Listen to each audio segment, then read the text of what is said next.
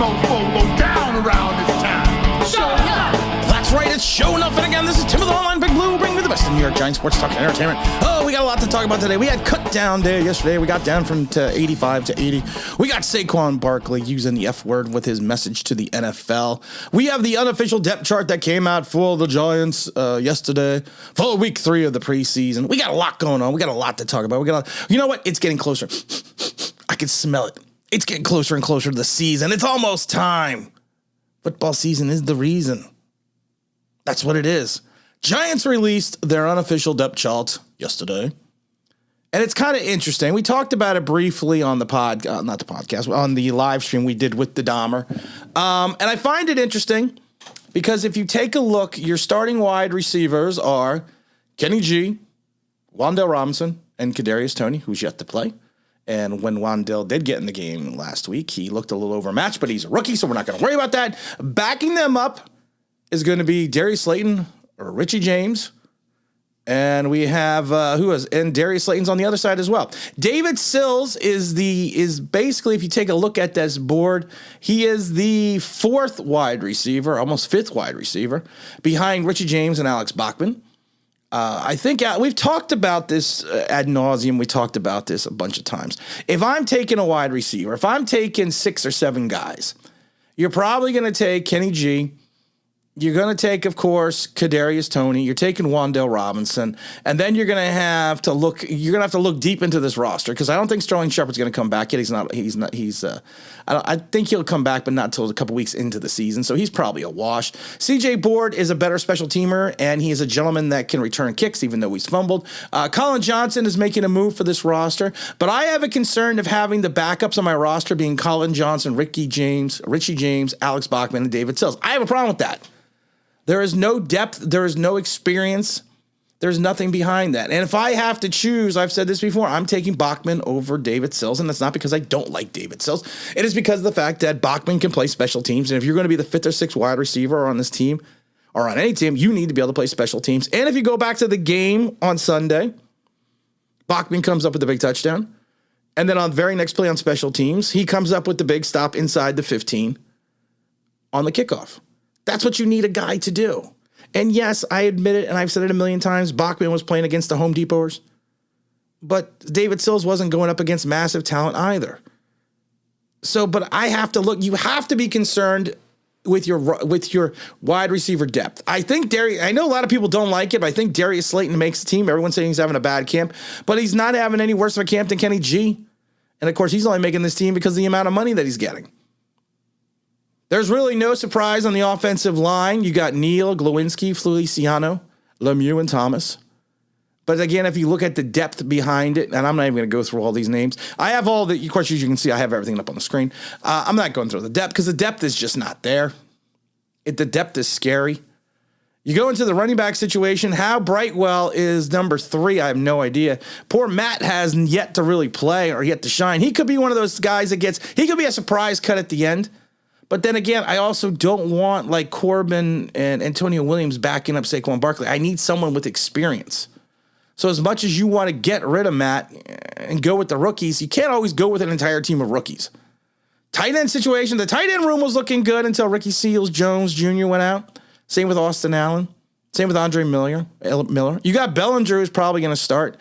You got old Chris Mayrick. I don't know what to say his name. And you got Jordan there. Jordan is a guy that's on the bubble. I think he could potentially get cut. It would be nice if we could try to find someone tight end wise, once we cut down to 53. Quarterback, no surprise. Daniel Jones, Tyrod Taylor, Davis Webb. If you take a look at the defense, you got your nose tackle being Dexter Lawrence, backed up by Justin Ellis and DJ Davidson and Moa. I'm okay with the nose tackle position. I'm not incredibly enthused about it, but it is what it is. You got your defensive tackles going to be listed as Jalen Holmes and Leonard Williams, of course, starting, and Nick Williams and Ryder Anderson. Your defensive ends are going to be Azeez Ojulari.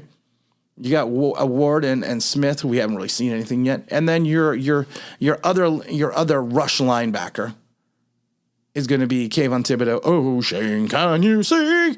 Quincy Roche. And then your middle linebackers, of course, are Blake Martinez. This is where I get a little concerned again, backed up by Carter Coughlin and McFadden. You need some depth there. You got Tay Crowder starting at the will, backed up by Cam Brown because Beavers is out. you need to try to find some linebackers. You need to try to find some quality backup linebackers. You really do, because there are some concerns right there at the moment. You look at this. You look at the left corner position. You got Adoree Jackson backed up by Rodarius Williams, and then you also have Mr. Regulator's son in the back, Warren G's son, and there you got Darren Evans. You also have Aaron Robinson still as a starter, backed up by Rodarius Williams. Again, we need some cornerback help exponentially and quickly. Your nickel looks like it's probably going to be fine with Darnay Holmes, Cordell Flott, and Mr. Dorsey. You're starting strong safety. I'm not overly enthused with Julian Love, considering he was benched last year, backed up by Yusef Corker and Andrew Adams. You also have Xavier McKinney and Andrew Adams in that free safety spot, also backed up by Trent Thompson. The roster, the injuries aside, the roster needs some spots. We need an infusion of some talent in some key positions and backup in some key positions. I've said this a million, bazillion, gazillion times. Usually in the NFL roster, the final, when you get down your final 53, it's the three last spots on the roster that are usually up for grabs, even after you have made the roster, because of the fact that you start scanning the waiver wire looking for talent. And I always say those three spots you usually end up either on the practice squad or waived. I'm thinking in this roster, it could be the final 8 spots that are going to have that same type of situation. And I think that'll be interesting to watch, because Shane has already said he's open for business. The Shane is open for business. And that's what we got to look at. And that's kind of where we have to go with that. You go to, we forgot to go into the punt returnings and kickoff returns. You still have CJ Board and Darius Slayton returning kicks, punts. You still have them returning kickoffs as well, backed up by Richie James and Alex Bachman. There's really no surprise. There's no surprise there. We knew this roster wasn't going to be talented enough. We understand that. Our most quality and intelligent Giant fans understand that. This roster is in flux, but we got a lot of spots to fill. All 5 moves the Giants made to get down to 80 were injury related. Tight end Ricky Seals-Jones Jr. I always throw in the juniors because he sounds like he should be in a boy band. Andre Miller and outside linebacker Darren Beavers were placed on the injury reserve list, ending their seasons. 2 players, Gates and Matt from Connecticut, were placed on reserve PUP, meaning they will miss the first 4 weeks of the regular season.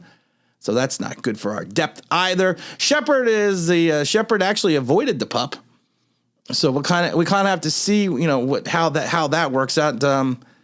We have to just wait and see with Shepard. I can't get excited that he's not on the PUP, because too many things can happen before the season opener on September 11th. So we got to just wait and see, this, because you gotta bet, like I said, you have to be concerned about the quality of depth on this team. If you're not concerned about the quality of depth and you are looking at this team thinking, well, this team is full of all pros and rookie guys that we're just gonna be like, well, no, it's not. Be honest. Analyze this roster with an eye of objectivity, and then you'll see it. Saquon Barkley is putting everyone on notice as he prepares for the second season. He said basically, not basically, this is what his quote was. Last year was more like, dang, the game, it was taken away from me. I never had a season where I didn't go and play football. That's what he told a podcast called 2 Wins Podcast. Now it's a killer mindset. Now it's like, you know what? Fuck you. I'm ready to go crazy. So, Saquon, I don't mind if you curse. I don't. I really don't. But Saquon has such a carefully crafted image going back even to Penn State that I'm not saying it's beneath him to use profanity. But if you want to extol your virtue and extol your points, that's not the way to go about it. I've had many people tell me, I've actually had professors tell me, that the vulgarity in an argument is the crutch of an unintelligent person. And Saquon is not unintelligent. He's very intelligent. And I understand it's the new era now. I know, and I'm the old fogey. I also curse like a sailor. But I also understand when I'm in an argument or an agreement or I'm trying to put out a point or make a point. I don't curse. It is what it is. I hope he does. I hope he has the extra motivation. I hope he goes out there, and I hope he turns back the clock and becomes Saquon Barkley from 3 years ago. I hope to God that's what he is. I love Saquon Barkley. Everybody knows that. As much as people think I hate Daniel Jones, I say that's how much I love Saquon Barkley. But you know what? I've been giving Daniel Jones credit the last couple podcasts, and no one's been telling me crap. Everyone's been telling me you're so negative. You try to give him compliments that he does certain things well and does other things well, and people are still like, you're so negative. No, I'm honest. Someone was sending me a podcast, I guess, that Kurt Warner did. I think it was a Giant podcast, and he broke down the same thing that he broke down Daniel Jones's game. And I haven't listened to it yet, but everybody tells me that Kurt Warner is stealing all my stuff because that's what I've been saying for 2 years. And Kurt Warner, of course, is not stealing my stuff. But it's just one of those things that, you know, Daniel Jones is what he is, and when he does something well, you have to give him credit, and I say that all the time. But if he does something wrong, you also have to point that out. It's not hating, and I've said it a million times. We don't win unless Daniel Jones wins with us. We got a lot of fun shows coming up in the near future. We'll have the final 53-man cut-down roster after the Jet game, after the Giants make those announcements. We'll also make, you know, we might broadcast the Jet game. We might do it. We might do the play-by-play. I haven't decided yet. I haven't decided if I'm going to go to the game yet. But again, this is Tim of the Online Big Blue, bringing you the best of New York Giants sports talk and entertainment. And as always, if you could like, maybe subscribe. If you're ringing that bell, you know, that'd be also